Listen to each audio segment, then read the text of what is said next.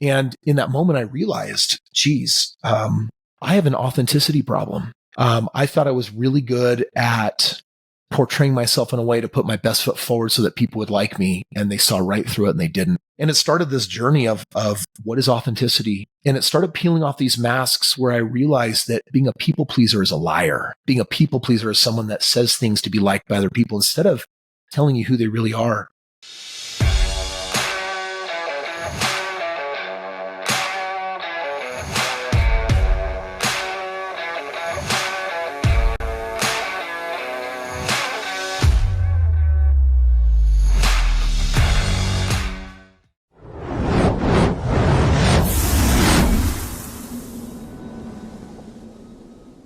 Hey everyone, welcome to the Business Growth Pod. I'm your host, Allan Draper. Very excited about our guest today. Today, I would like to welcome to the show, Kris Krohn. Kris is a big hitter, folks. You're going to want to listen to this episode in its entirety. Kris is a real estate and business expert. He's a best-selling author and breakthrough mentor who empowers people to achieve epic results in their health, wealth, relationships, and personal power. That's crazy. Check out a few fun facts about Kris. Kris has transacted over $2 billion in real estate and is approaching 6,000 transactions. Kris is a retired millionaire at age 26 through real estate investing, and he loves to share how he has created his wealth. Welcome to the show, Kris. Glad to have you. Allan, appreciate it, man. Glad to be here. I had you on my show just not too long ago, and you crushed it. So I'm super excited to be here and see if we can add some value. Appreciate that. You have such an interesting story, and you have such influence. And I know that term gets thrown around quite a bit. I want to hear your thoughts about what you think influence is and how somebody gets to a point where they have influence in the lives of others. Influence, man. Right now, the millions of people that are watching me on social every single week, I often ask them, like, why are they watching me? And I'm like, well, at the end of the day, if you don't take a stand and have an opinion on something, then you're probably not worth someone listening to. I mean, for the most part, influence kind of means you're polarizing. It doesn't always mean that you're nice, but it means that you're taking a stand, that you have an opinion, and there are insights I think that some people value and some people hate. There's plenty of people that, I've got some strong opinions. There's some things that I share with people that, I tell people, hey, you should plan on living 140 years old, and why not be a billionaire? And there's a process for how you can do that. And why can't you have balance? And why on earth do you honor this whole idea that you're so busy that you can't get it together and find balance in your life? There's a lot of different thoughts that I share with people that, upset some people, but then I think inspire other people to say, you know what? I got to give that some thought and see if I can use that to level up my life. What I've learned is that when, with haters or with people that bring negativity, a lot of times it says more about them than it does about the person that they're bringing that negativity to. And I think a lot of it has to do with self-imposed limitations. Like a lot of people would think that you saying that, hey, why shouldn't everybody be a billionaire? Why shouldn't you be a billionaire? Whatever. A lot of people would think that's offensive, right? Yeah. Like, hey, people, there shouldn't be billionaires. There shouldn't be, these types of people, even though they add immense amounts of value to the world.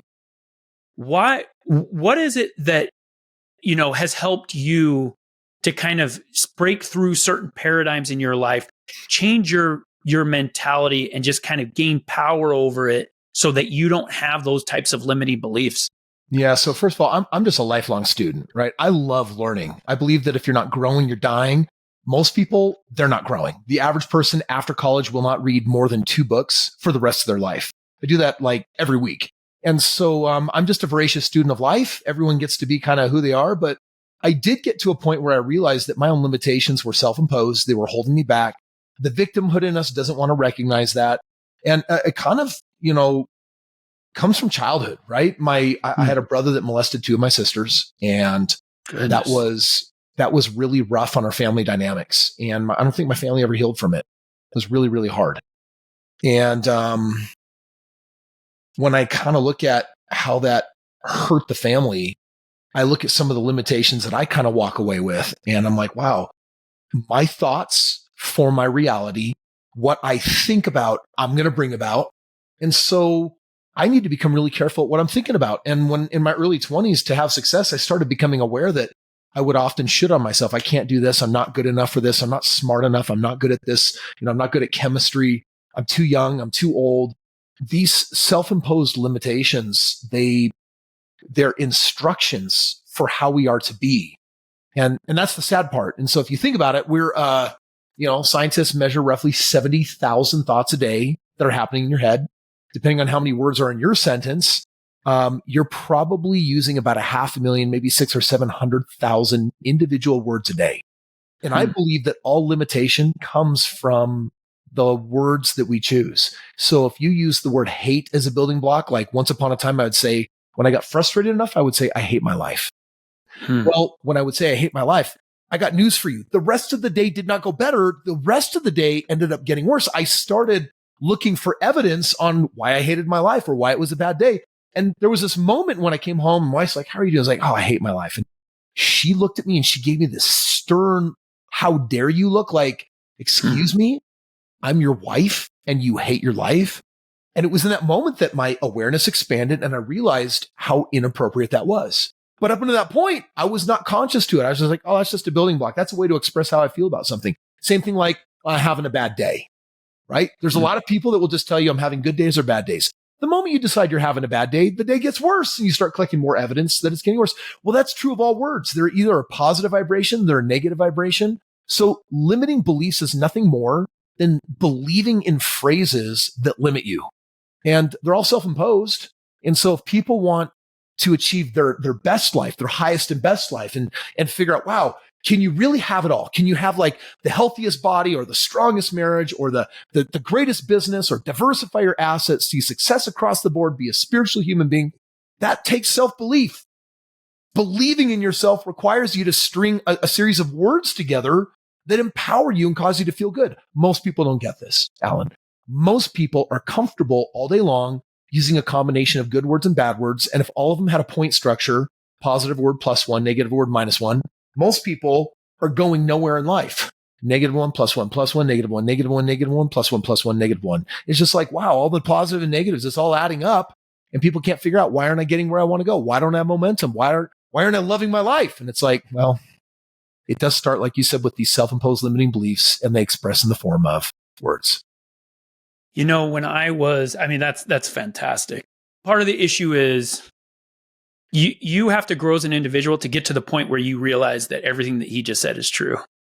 And I remember when I first started down this journey, Kris, I used to think like that it was all wishy-washy, feel goody, voodoo, Woo-woo, like right? nonsense. Woo-woo. Exactly.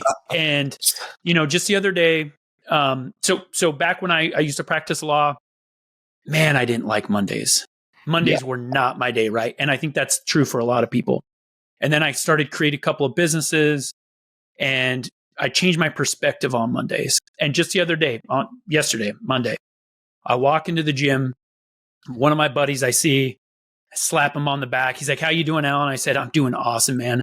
I freaking love Mondays. Yeah. And he's like, this confusion came over his face, And I could tell like he was confused by that. He has kind of a 9 to 5. And I'm like, Mondays give us a chance to start over, fresh start, just like a new year, but it's a new week and kind of, and everything that kind of I've done didn't change my perspective. Yeah. It was me that kind of had to dig deep to find that.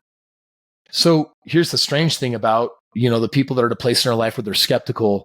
I think we all, for the most part, to some extent, start there. I contracted mono, when I was a teenager, and I had it for a decade of my adulthood. And mono for me meant that every 5th or 6th week I would get sick, and I'd be sick for about a week. So for a decade, every 5th or 6th week, I was out for a week. And if I didn't lay in bed all week and tried to prematurely get up, I would get the shakes. My temperature would drop 3 or 4 degrees. I could vomit, chills. And so the symptoms were very real. And I remember getting to a place in my life where I said, this doesn't serve me. And yet when I ask the doctors, they say, this is a condition that will be with you forever.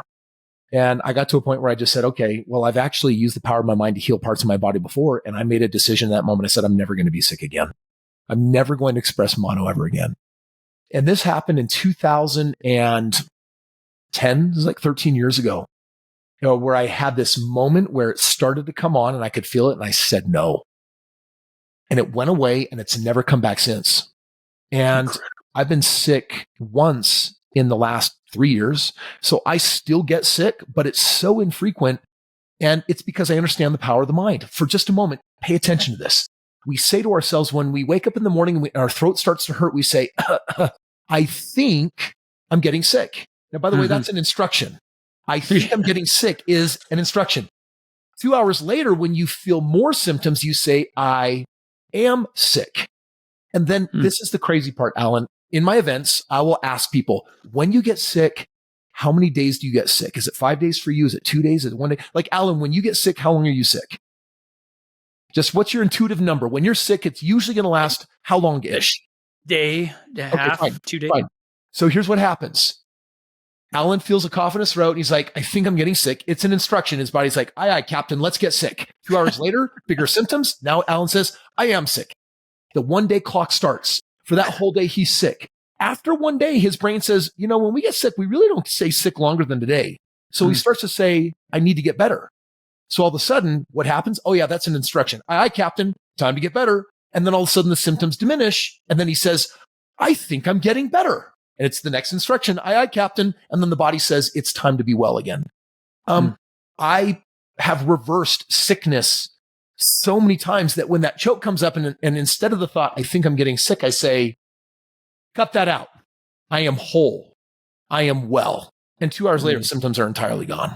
So what is it really woo-woo or is it the placebo of the mind? And I don't know if the answer really matters. If you study Joe Dispenza, placebo of the mind, we are so powerful. Placebo is scientifically real. In placebo sugar pills, 72% of the time they can heal a person with a sugar pill than with an actual pill. And all it goes to show is that our mind is just waiting for evidence to believe in something, which is what makes me and you really good coaches. When we go into people's world, if we can convince them to believe something that they don't, and they can lean on our faith a little bit, then all of a sudden the shift begins and then they start being able to produce results that they couldn't before. How'd they do it? They just needed someone that believed in them. It's no different than a sugar pill. It's no different than believing in yourself. And all of that starts with language. That's incredible. I'm learning this about you, Kris. You're a raw guy. And I mean that as a compliment you shared about something very sensitive about your family. You've shared this about your health when you were younger. I think that's what makes you special in a lot of ways. I think there's a lot of things that make you special. What type of person does it take to get to that level? Because I think people that are self-concerned, they're nervous talking about themselves, sharing those things. What point did you realize, hey man, I can share the good, but I can share the bad. I can share what I learned from. I can share all these things with people so that they can relate to me on a personal level. So I found myself years ago, it was probably 15 years ago, I found myself in a training program. And as I looked around the room, the people looked pretty messed up, right? This cross cut of humanity was like, this is a pretty messed up group of people. I don't belong here. I'm young. I'm successful. I've got things figured out. I'm healthy. And so I had this very unteachable energy. And I was like, oh, I'm just here to take notes and learn from the facilitator. The content itself doesn't really matter. My ego was freaking through the roof. And on the third day of this event, they huddled everyone up in small groups and they did feedback circles. And my group, people I didn't know, basically each took turns standing in front of me and gave me feedback. And the feedback was the same. You're a steamroller. You don't really care about people. You are into your own success and self-significance. And it went on and on and on. And by the end, I was just bawling because I felt like I was such an asshole. I felt like I was such a jerk. And in that moment, I realized, geez, I have an authenticity problem. I thought I was really good at portraying myself in a way to put my best foot forward so that people would like me. And they saw right through it and they didn't. And it started this journey of what is authenticity. And it started peeling off these masks where I realized that being a people pleaser is a liar. Being a people pleaser is someone that says things to be liked by other people instead of telling you who they really are. And it was about a decade of really consistent work at this before I woke up one day and I felt maskless. And I was like, wow, I feel like I can share the good or the bad or what you call the raw and just keep it real. And these days, if you want to get together and talk about the weather, I'm out. If we can't talk about something real, I don't want to talk at all. Like connecting on life as it really is it's one of my standards. So as far as like, how does a person get there? We use a different word. It's called vulnerability. And it's a scary word because we think that it means that we're going to reveal our flaws and we're afraid of not being liked. But my experience, the other thing happens. When you're real enough to represent who you actually are instead of how you want to be perceived, that's when people, for most part, have an increase in respect. And that's where they say, wow. And why do they respect us? Because so few people can do it. It's actually a superpower, vulnerability. And so vulnerability is, you asked earlier, what makes someone an influencer? I think actually vulnerability is what I look for in most influencers because I just want to know that they're being real. And that means that they don't just tell me the good and sugarcoat. They'll also tell me what went wrong. They'll also, tell me about the bad. And now it's like, wow, I feel like I'm getting the real person. Thank you for letting me meet the who you really are. And now I can really evaluate and assess and figure out, wow, you are someone I actually really genuinely want to connect with.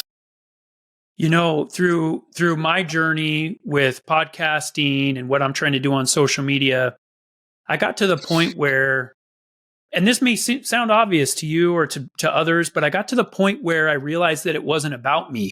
Yeah. That my podcast, that my social media, it wasn't about me, that people, they would follow or they would listen for them. Yeah. And then I kind of connected the dots and I was thinking, well, success is something that I really enjoy. I love it, right? It feels great. But where I really grow is through my failures, coming up short and things like that. And so connecting those two dots, if people follow my social media, they listen to my podcast for them. Yeah.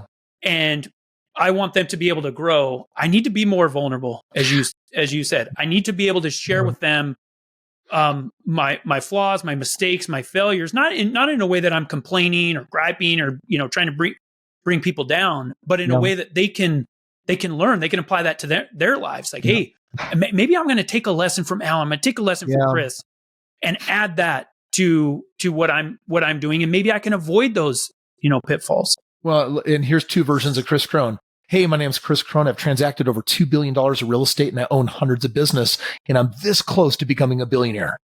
And then you compare that to, oh yeah, let me tell you about the time I was about to go bankrupt and lose everything. I burned my sales floor down to the ground. And in 2009, I went under an investigation with the SEC where they absolutely crushed my reputation before I had any social media. And it was one of the most humiliating things that I've ever been through. It's like, who do you want to learn from? Do you want to learn from the guy that only knows how to tell you all the wonderful parts of his resume, or the person that says, well, actually, if this is for you and not for me, then I think there's greater wisdom sometimes in learning from faults and mistakes than just the things that went well. The bottom line is just about being more real. 100%. Now, a big contingency of our audience are folks that are just starting their first business. They're entrepreneurs. They're looking to start a business, start developing their wealth. You just shared an experience, bankruptcy, those issues in 2009. How did you, and entrepreneurs, we go through all sorts of issues. It's much harder than I thought, but it's also much, much more rewarding than I had anticipated. How did you dig deep? What were the things that kind of kept you going when a lot of other people would have just quit? What was it about Kris at that moment that allowed him to kind of just dig deep and find something in himself to keep going? 2009, when the SEC did come in to do an investigation, they did a 14-month investigation. I was an emotional wreck that year. I had not done any emotional fortification training. And so I wasn't really prepared for how mentally and emotionally hard that was going to be. And when I came out of that experience, my commitment was to develop skills that were just like muscles that you build at a gym.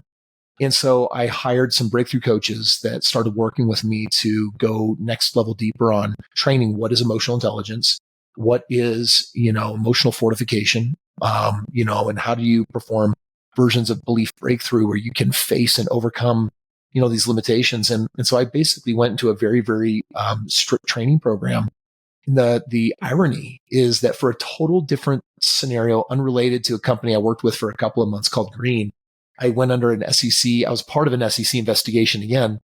And that experience was not just a breeze. It never got under my skin once because of the training that was there. And the outcome was also significantly better because I didn't allow myself to become a wreck, through that whole process.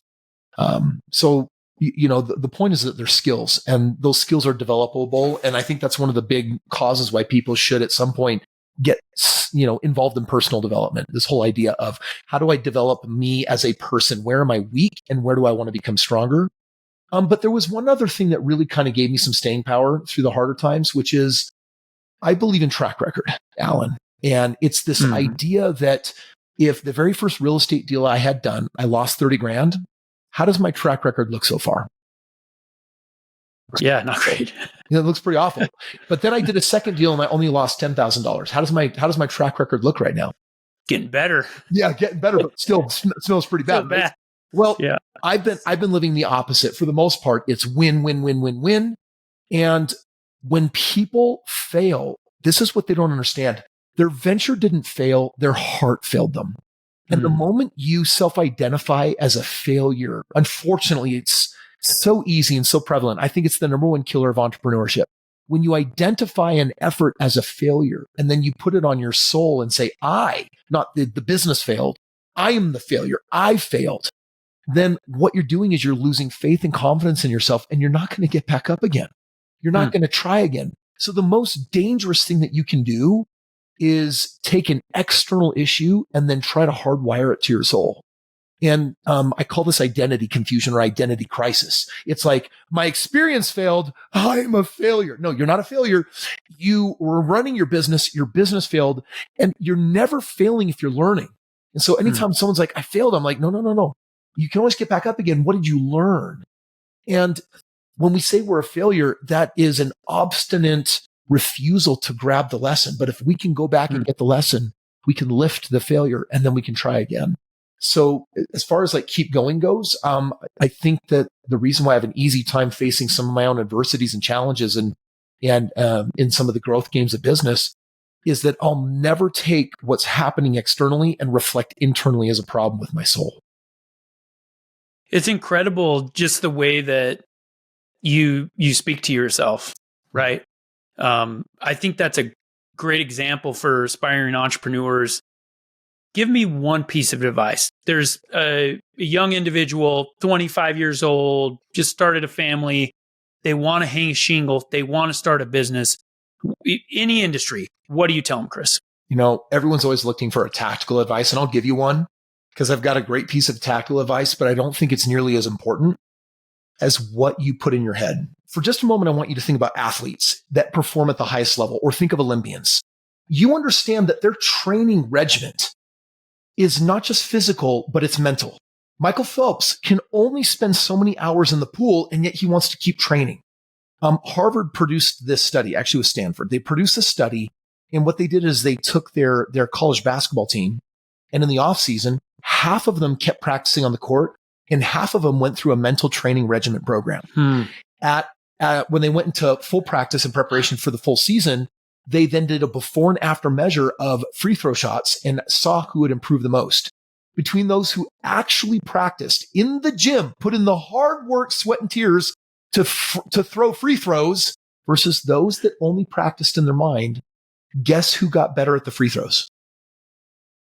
I'm assuming it's the people that practice in their mind. It's the people that practice in your mind, because in your mind, you can't F up. In your mind, you make the shot every single time. In reality, you don't make the shot every single time. So every athlete performing at a high level that I've ever interviewed always has some type of psychological programming.